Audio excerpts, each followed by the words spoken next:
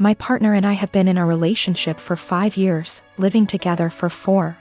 Recently my partner came home having had a short meeting with a financial advisor and was really eager to talk about our financial future WRT savings goals, life plans, timelines for saving up a deposit for a house, etc. This is a conversation I've been trying to have for years with him, so you'd think great, right? I should be really happy we're finally there. But I'm not. Talking about us going for a meeting with a financial advisor and starting to build towards our future together has given me really cold feet about the relationship. I think part of it is why now? I've been trying to talk to him about this for a really long time. With renewed efforts at the start of this year when I landed my first full-time salaried position and was working out my budget / personal savings goals. Just 4 months ago he wouldn't have a conversation about it. But now that the financial advisor has said the same things, it's obviously something we should be doing and I should just jump on board with? I think if the advice was particularly different to what I'm already planning, I'd be less annoyed. But the advice is the same. There's a certain type of savings account you can start in the UK specifically for saving up for a house. And I've been talking about planning to open one once I'm full-time employed for literally 3 years. And he brought it up like this new, novel idea I'd never heard of. It makes me wonder if he's ever listened to anything I've ever said. He's always been more frightened of commitment / taking the next step. And I've driven that for the majority of our relationship. Become official / exclusive? I pushed for it. Move in together? I pushed for it. Start a joint account for household costs? Me move into a bigger place and buy our own furniture? My call. And every step of the way he's against it and I have to convince him why it's the right decision. I've tried to have this financial future talk for a long time, and also the talk about mapping out what our future plans are together. But he's never wanted to have it. I guess I feel a lot of resentment that he's finally ready to talk about this because someone else has told him it's a good idea. It also brings up a lot of worries I've had about the future that might have been sitting under the surface for a while. Like the marriage and kids talk, I've always been clear about what I want, and he's always vaguely agreed with me. But trying to talk to him about time scales for it is like pulling teeth and always turns into an argument. It's not like I'm saying you have to propose now or I'm leaving or anything. It's literally just stuff like, ideally I'd like to be thinking about engagement and buying a house by 28 and married looking to have kids by 30. So he's literally got like half a decade.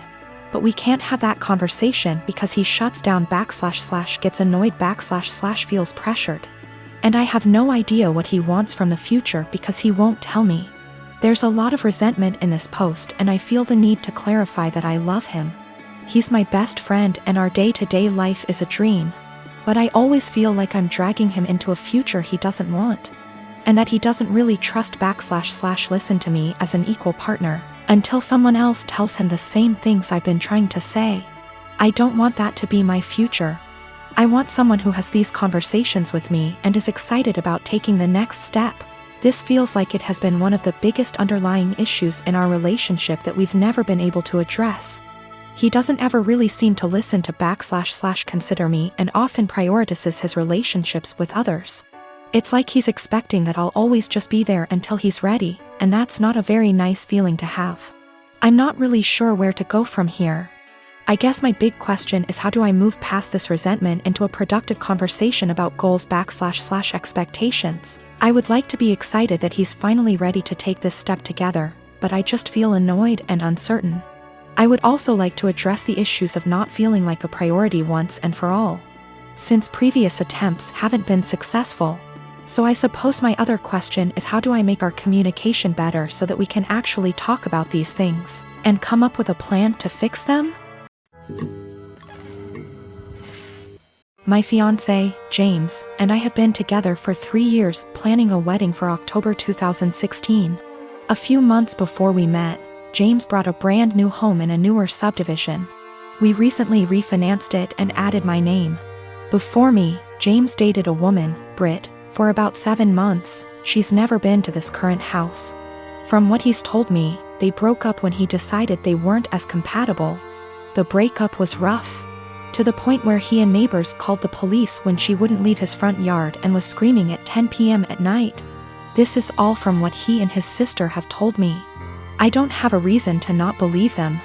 I've only had a few run-ins with Brit. These have been at restaurants or just coincidences out in public. We never spoke up until now. The problem, Brit has bought a house in the same subdivision that we live in. We even share a cul-de-sac. The only reason we found out about this is from a flyer we got welcoming her to the neighborhood. Our subdivision is very community-oriented. James insists he's never told her where he lives and hasn't spoken to her since the night he called the police. We both brushed it off as a coincidence, but lately it's becoming very weird. Here's why. I work for a company that allows me to work from home 3 out of the 5 days. Our home is a ranch and my office window faces the street.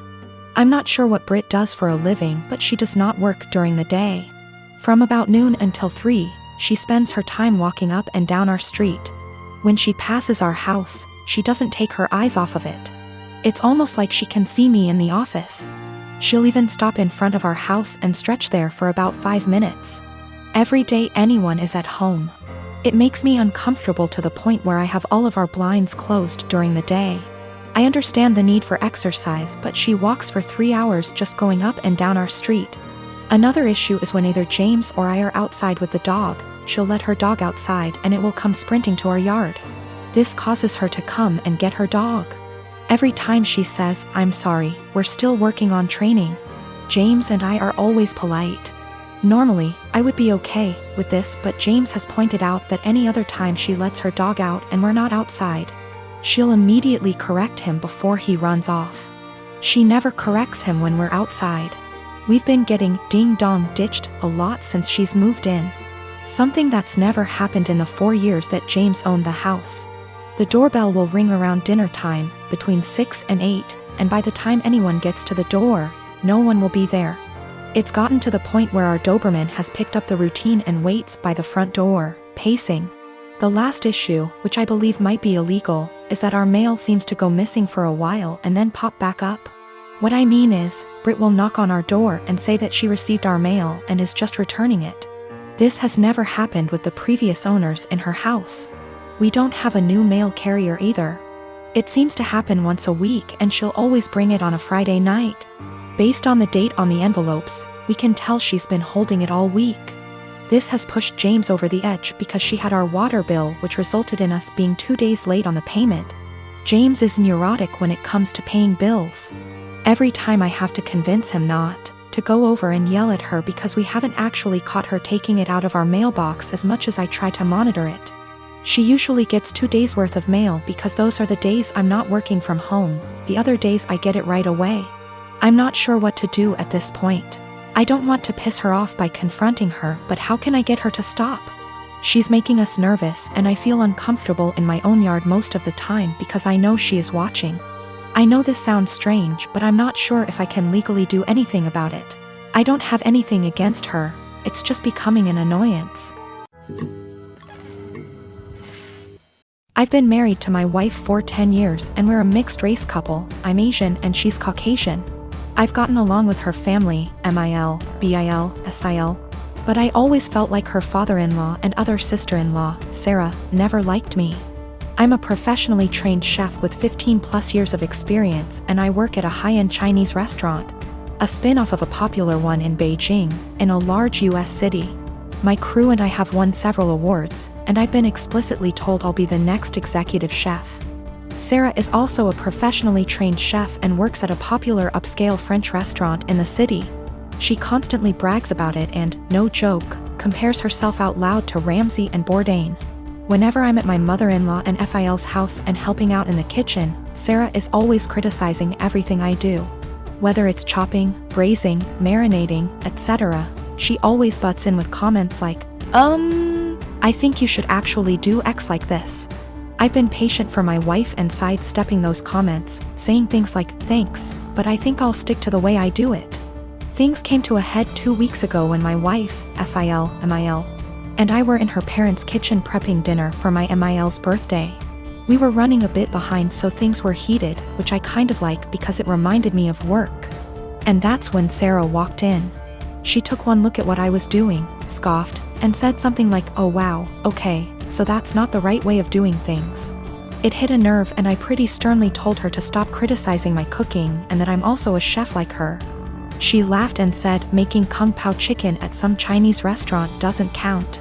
The kitchen went silent, father-in-law snorted / chuckled, and my mother-in-law yelled, "Sarah, what is wrong with you?" I stopped what I was doing, swore at her and called her a racist piece of shit.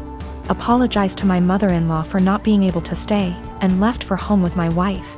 Apparently this caused a massive fight after we left, with my MIL / BIL / other sister-in-law taking my side and my FIL / Sarah saying it was a joke but kind of true and that I was being too sensitive. The extended family somehow got wind of this and now everyone is arguing and taking sides, with my wife even getting texts from some her cousins apologizing for Sarah's behavior. Despite being on my side, my wife is begging me to apologize so that the fighting will stop, but I refuse to because Sarah and her blatant racism. I'm a chef working at upscale Chinese resto, my sister-in-law is a chef at upscale French resto. She's critical of my cooking skills and has now called it making kung pao chicken at a Chinese restaurant. Family at war, wife begging me to apologize. My wife has also informed me that now Sarah may be in trouble at work and she's blaming me for it. Apparently one of her co-workers heard her rant about what happened and reported it to management. So it looks like one of my wife's cousins found this post and put it on Sarah's Facebook wall going, "This is you, right?" Her FB friends are starting to comment with things like, "If this is you, Sarah, then I'm disappointed. I think Sarah's still at work, shit might be hitting the fan soon," and now my wife is pissed too. My wife got a call from Asael. From wife's paraphrasing. Sarah started screaming / crying at her the moment my wife picked up and said that she just got demoted because of her Asian slur husband. Apparently some of her co-workers have her on FB and showed the post to management, which combined with her earlier rant, double whammied her back to being a line cook and now she might get fired. My wife solidly on my side after taking the verbal abuse from Sarah. I am 19 years old and my parents are in their 50s. For as long as I can remember, I have been allergic to several things: dairy, wheat / flour / gluten, legumes. Since I was a young child, my parents have completely kept all of them out of our house. While other kids ate breakfast cereals, I ate fish and assorted pickled vegetables for breakfast. While other kids had Lunchables, I had grilled chicken or fish with, again, assorted vegetables, usually sweet potatoes. While other kids ate birthday cake at the birthday party, I had an apple. I never questioned this until a couple of months ago. I was at my aunt's house for my birthday party, and she made brownies for everyone. For me, she took great steps to make them with almond flour and avoided all of my allergies. I started eating them and thought little of it until my aunt suddenly looked at me and, in a panicked way, asked which plate I took the brownies from. I pointed from the one where I got my brownies, and she immediately stood up and told me we had to get my EpiPen. She raced to ask my mother for it, and I sat there scared out of my mind because I had never mistakenly eaten flour before. I noticed my mother had calmed her down, and then she said that we don't have to worry because she had switched the plates of brownies. And after all, I had eaten the ones made with almond flour. I found this incredibly odd because, really, why would she swap the plates? That doesn't even make sense. But for the time being I let the issue rest. It didn't sit well with me for about a week and I finally went to get an allergy test.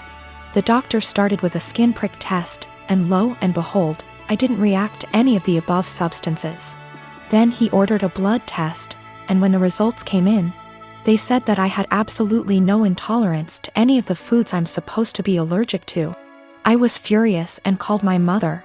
She eventually admitted that she lied to me because she wanted me to be on a Paleolithic diet and wanted me to be able to avoid all temptations.